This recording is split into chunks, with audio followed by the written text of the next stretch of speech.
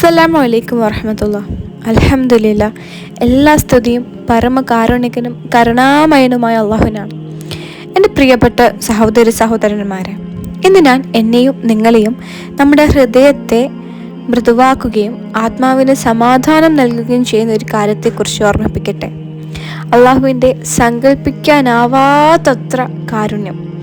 എല്ലാ ദിവസവും തെറ്റുകൾ വരുത്തുന്ന അല്ലെങ്കിൽ തെറ്റുകൾ വരുത്താൻ പറ്റുന്ന സാഹചര്യങ്ങളുള്ള ഒരു ലോകത്തിലാണ് നമ്മൾ ജീവിക്കുന്നത്. നമ്മൾ പാപങ്ങൾ ചെയ്യുന്നുണ്ട്, ചിലപ്പോൾ അറിഞ്ഞും ചിലപ്പോൾ അറിയാതെയും. എന്നാൽ നമ്മൾ എത്ര ദൂരത്തോട്ടേക്ക് പോയാലും അള്ളാഹുവിൻ്റെ കാരുണ്യത്തിൻ്റെ വാതിൽ ഒരിക്കലും അടയുന്നില്ല. ഖുർആനിൽ അള്ളാഹു നമ്മളോട് അള്ളാഹുവിൻ്റെ കാരണത്താൽ നിരാശപ്പെടരുത്, തീർച്ചയായും അള്ളാഹു എല്ലാ പാപങ്ങളും പുറക്കുന്നു, തീർച്ചയായും അവൻ ക്ഷമിക്കുന്നവനും കരുണാനിധിയുമാണ്. സുബ്ഹാനല്ലാഹ്. അള്ളാഹു നമ്മോട് നേരിട്ട് പറയുന്നു, ഒരിക്കലും അവൻ്റെ കാരുണ്യത്തിൽ പ്രതീക്ഷ കൈവിടരുത് എന്ന്. പാപങ്ങൾ സമുദ്രത്തിലെ നുര പോലെയാണെങ്കിലും അവ ആകാശത്തോളം എത്തിയാലും അള്ളാഹുവിൻ്റെ ക്ഷമ അതിലും വലുതാണ്.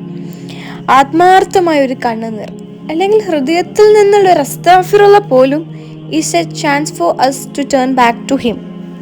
നമ്മൾ എത്ര തവണ അള്ളാഹുവിനോട് അനുസരണക്കേട് കാണിച്ചിട്ടുണ്ടെങ്കിലും അവൻ ഇപ്പോഴും നമ്മുടെ തെറ്റുകൾ ഹൈഡ് ചെയ്യുന്നുണ്ട്. നമുക്ക് ഫുഡ് നൽകുന്നുണ്ട്, ഇപ്പോഴും നമുക്ക് ആരോഗ്യം നൽകുന്നുണ്ട്, എല്ലാ ദിവസവും രാവിലെ നമ്മെ ഉണർത്തുന്നുണ്ട്.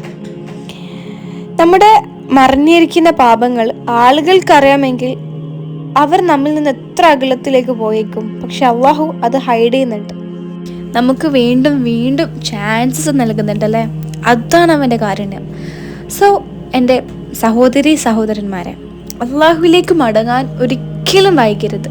നമ്മുടെ പാപങ്ങൾ എത്ര ഹെവി ആണെങ്കിലും, നമ്മുടെ പാസ്റ്റ് എന്ത് തന്നെയായാലും, remember that Allah's mercy is always greater than our sin and all he asks is to repent sincerely and he promises forgiveness.